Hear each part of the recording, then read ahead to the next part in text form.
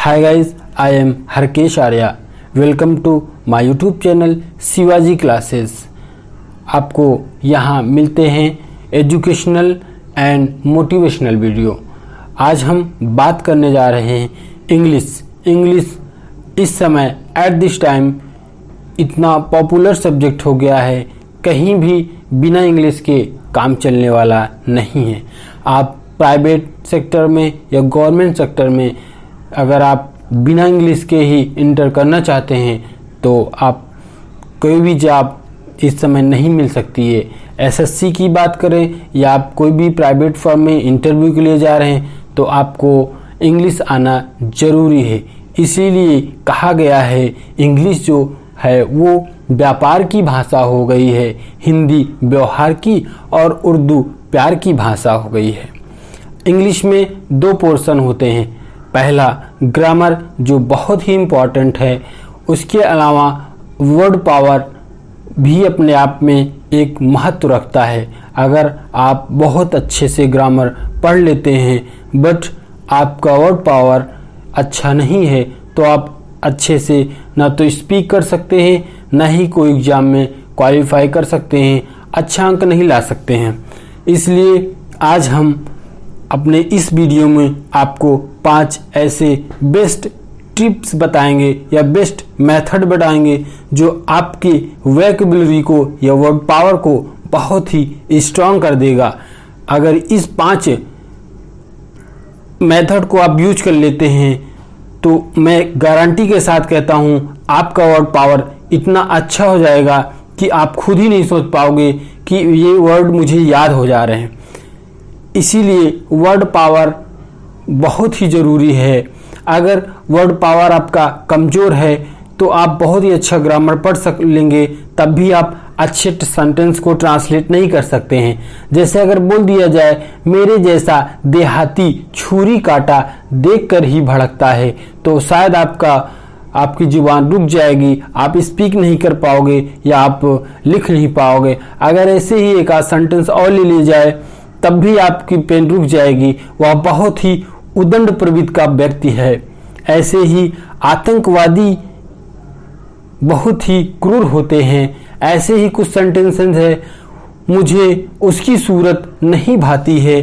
तो इस तरह के वर्ड को आप बहुत इजीली ट्रांसलेट कर सकते हैं अगर आपके पास एक अच्छा वर्ड पावर का कलेक्शन होगा। तो वर्ड पावर आप कैसे सुधारेंगे, इसके बेस्ट मेथड मैं खुद ही ये यूज करता हूं और यूज करके अभी एसएससी में मैं खुद ही एक अच्छा अंक लाके सिलेक्शन लिया हो। इसलिए मैं अपने अनुभव को आपको बताना चाहता हूं आपको। तो देर न करते हुए आइए शुरू करते हैं। आपको 5वां मेथड बताएंगे। वीडियो के अंत तक बने रहिएगा क्योंकि जो लास्ट हमारा पहला मेथड है वो बहुत ही इंपॉर्टेंट मेथड है। 5वां मेथड की बात करते हैं। जो 5वां मेथड है वो है टैगिंग मेथड या पिक्चर मेथड भी कह सकते हैं। इसमें कुछ वर्ड आप याद रखिए, याद करिए, वर्ड लिखिए और लिखने के बाद आप उसमें टैग लगा दीजिए या माइंड में ही अपने टैग सेट कर लीजिए कि इसका टैग ये होगा, या पिक्चर कोई सेट कर लीजिए। जैसे अगर फ्लड कर दिया जाए, फ्लड में बाढ़ होता है, अपने माइंड में कॉन्शियस माइंड में आप सोचिए फ्लड मीन्स बाढ़ होता है, बाढ़ का एक पिक्चर सेट कर लिए, आपकी वर्ड पावर बहुत ही अच्छी हो जाएगी।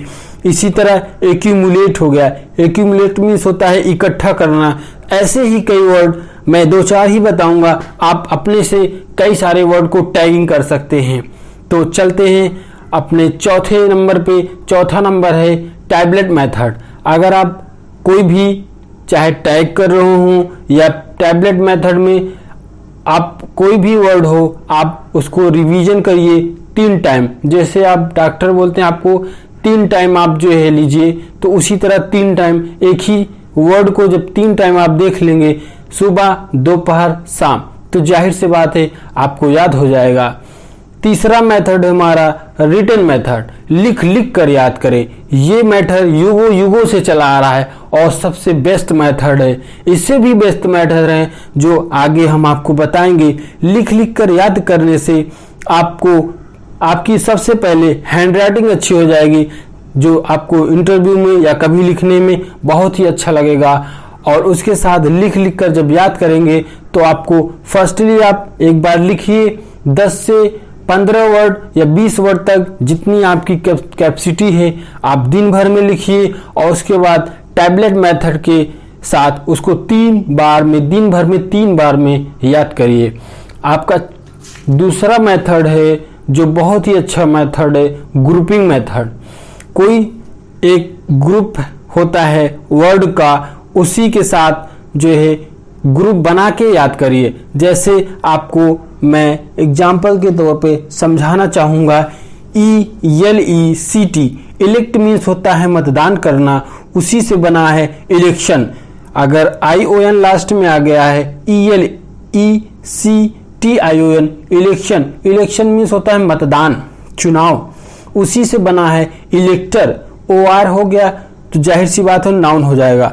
जो मतदाता होते हैं वो इलेक्टर होते हैं। इलेक्टिव, IVE हो गया तो जाहिर सी बात है एडजेक्टिव हो गया।